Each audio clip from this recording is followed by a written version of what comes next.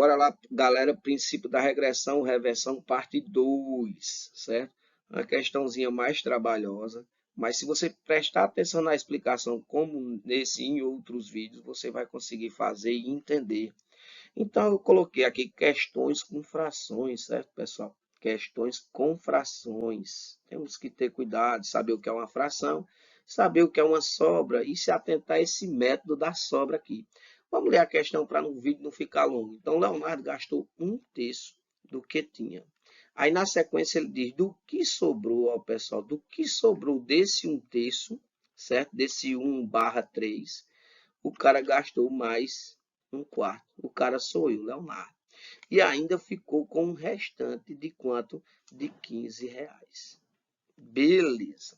Então ele pergunta novamente qual o valor inicial que Leonardo possuía, princípio da reversão ou regressão, ou não é uma aula de fração, mas você pode fazer por fração, certo? Então vamos aqui se atentar a essa questão de sobra, de fração, só para a gente lembrar de um conteúdo inicial do assunto de fração, até porque no edital tem razões, razões são frações, certo? Nós temos comparações que pode vir de fração também, nós temos álgebra que pode vir uma questão lá de equação com fração para você trabalhar, então tem que lembrar, certo? Mas aqui, como sempre, rapidinho, as explicações precisas para que você se dê bem no dia da prova.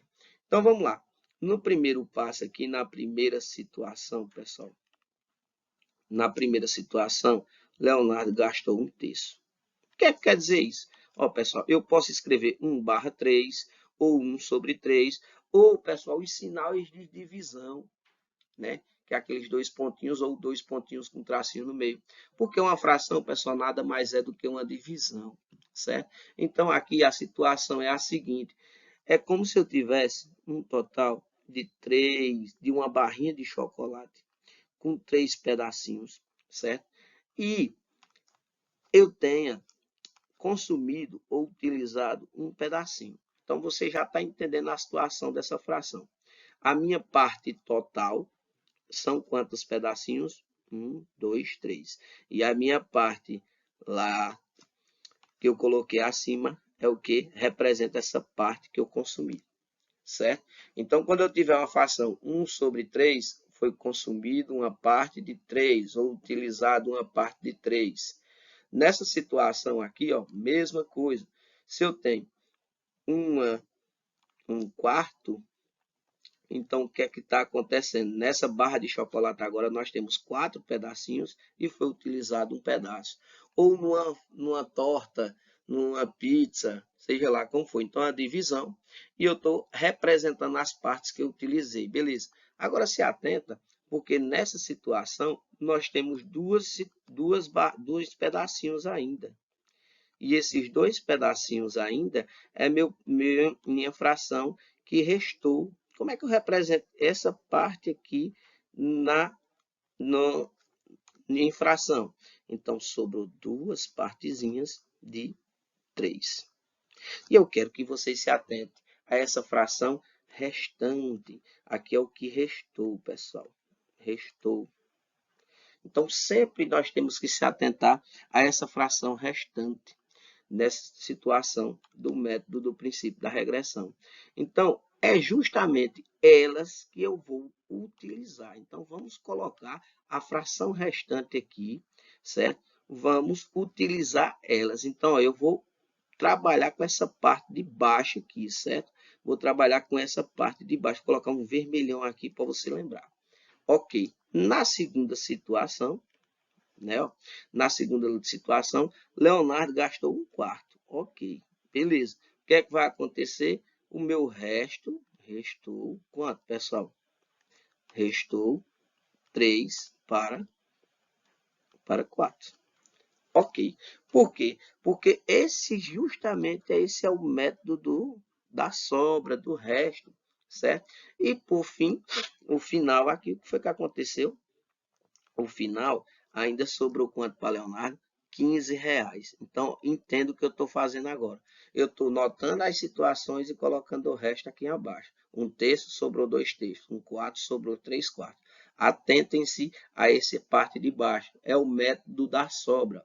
você vai fazer o princípio da regressão com essas situações da sobra. É o método da sobra, sobrou, tá certo? Então, o que é que vai acontecer agora?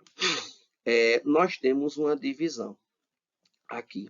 E você vai voltar para o valor inicial. Quando você for fazendo o princípio da regressão, você vai fazer uma multiplicação com as frações restantes inversa, certo? Então, sempre que você for voltar, você vai inverter e vai multiplicar os valores que tem. Por exemplo, essa primeira fração aqui, eu vou multiplicar o 15 por ela agora. 15 vezes. Aí, o que é que vai acontecer? Eu vou inverter ela. O 4 vem para cima e o 3 para baixo. E aí, eu fazendo essa multiplicação aqui, ó, 15 vezes 4, né, ó, dá 60, que dividido por 3 vai dar 20. Então, aqui, nessa situação, na primeira parte, eu já achei o valor 20.